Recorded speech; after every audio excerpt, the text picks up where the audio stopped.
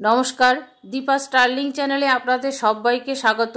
আজকে আমি বানাবো নিরামিষ একটি ঝোলের রেসিপি, আলু, বেগুন, বড়ি, কাঁচকলা আর সজনে ডাঁটা দিয়ে। ভাতের সাথে খেতে খুবই ভালো লাগে। আর সামনে গ্রীষ্মকাল আসছে, এই সময় হালকা রান্না শরীরের পক্ষে ভালো। আপনারা খুবই সহজে বানিয়ে নিতে পারেন।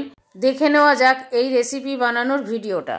এই রেসিপিটা বানাবার জন্য প্রত্যেকটা সবজি লম্বা লম্বা করে কেটে নিয়েছি। একটা বড় সাইজের আলু নিয়েছি, হাফ বেগুন নিয়েছি বড় সাইজের, এক মুঠো বড়ি নিয়েছি, দুটো নিয়েছি কাঁচকলা, আর নিয়েছি 250 গ্রাম সজনে ডাঁটা। এখন রান্নাটা শুরু করব। সেই জন্য কড়াইয়ের মধ্যে দেব সাদা তেল। সাদা তেলে আমি রান্নাটা করব। বড়িগুলো ভেজে নেব। কেনা বড়ি, বড়ি দিতে দিতেই দেখুন তেলটা টেনে নিয়েছে। আর একটু তেল দেব।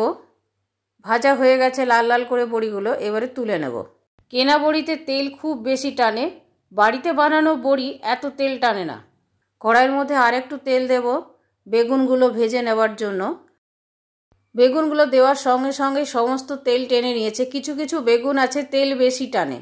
কড়াটা ভালো করে গরম করে বেগুনগুলো দিয়েছি। তারপরে গ্যাসের ফ্লেম হাই করেই আমি বেগুনগুলো ভাজছি। তা সত্ত্বেও সমস্ত তেল টেনে নিয়েছে। অন্যান্য সবজির সাথে দিলেও বেগুনটা খেতে ভালো লাগে না যদি কম তেলে বেগুনটা ভাজা হয়। সব বেগুনের টুকরোগুলো নরম হয়ে যাওয়ার পর আরেকটু তেল দিয়ে দিলাম। এবারে ভালো করে ভেজে বেগুনগুলো তুলে নেব। বেগুনগুলো ভাজা হয়ে গেছে, তুলে নেব।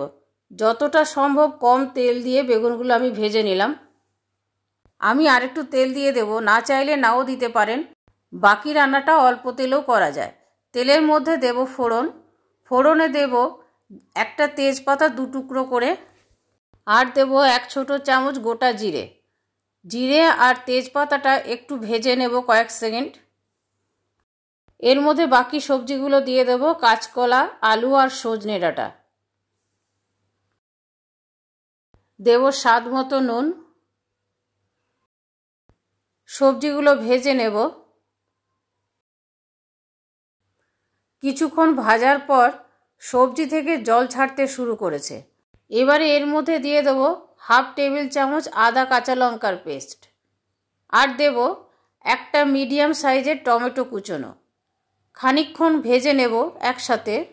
সবজি থেকে যথেষ্ট পরিমাণে জল বেরোতে শুরু করেছে। ঢাকা দিয়ে দেব, এতে ভাজাটাও ভালো হবে আর কিছুটা সেদ্ধও হয়ে যাবে সবজিটা। মিনিট 5 পরে ঢাকাটা খুলব। এখন এর মধ্যে অন্যান্য মশলাগুলো দিয়ে দেব।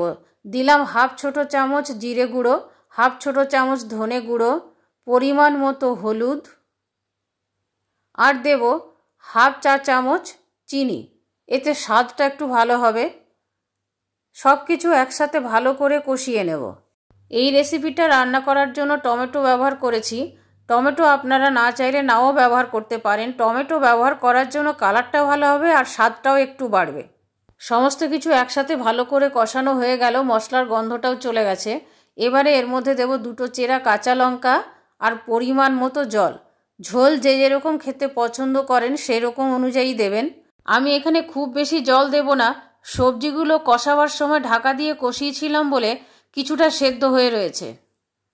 ঝোলটা ভালো মতো ফুটে উঠেছে। এবারে এর মধ্যে দেব ভেজে রাখা বেগুন আর বড়ি। সব কিছু একবার ভালো করে মিশিয়ে নেব। গ্যাসের ফ্লেমটা সিম করে দিয়েছি। ঢাকা দিয়ে দেব আরেকটু ভালো করে সেদ্ধ হওয়ার জন্য। সবজিগুলো এখনও ভালো মতো সেদ্ধ হয়নি, অল্প সেদ্ধ হয়েছে। আগে যেহেতু আমি কিছুটা সেদ্ধ করে রেখেছিলাম, এখন বেশি সেদ্ধ হতে সময় লাগবে না। মিনিট 5 পরে ঢাকাটা খুলব। চেক করে নেব সেদ্ধ হয়েছে কিনা সমস্ত সবজি ঠিক মতন। ডাঁটা আলু সব কিছুই ঠিকমতো সেদ্ধ হয়ে গেছে। ডাঁটা বড়ির কম্বিনেশনে খুব সুন্দর গন্ধ বেরিয়েছে। এই রেসিপিতে আর অন্য কোনো মশলা ব্যবহার করা হয় না, এমনিতেই খুব অল্প পরিমাণে মশলাগুলো আমি দিয়েছি। এখন আমি গ্যাস অফ করে দেব। হয়ে গেল ডাঁটা বড়ি আলু বেগুন দিয়ে দুর্দান্ত স্বাদের নিরামিষ ঝোল। আমার এই রেসিপিটা আপনাদের কেমন লাগলো কমেন্ট করে কমেন্ট বক্সে জানাবেন। ভালো লাগলে প্লিজ একটা লাইক করে দেবেন, শেয়ার করবেন আর সাবস্ক্রাইব করে বেল আইকনটা টিপে দেবেন পরবর্তী নোটিফিকেশনের জন্য।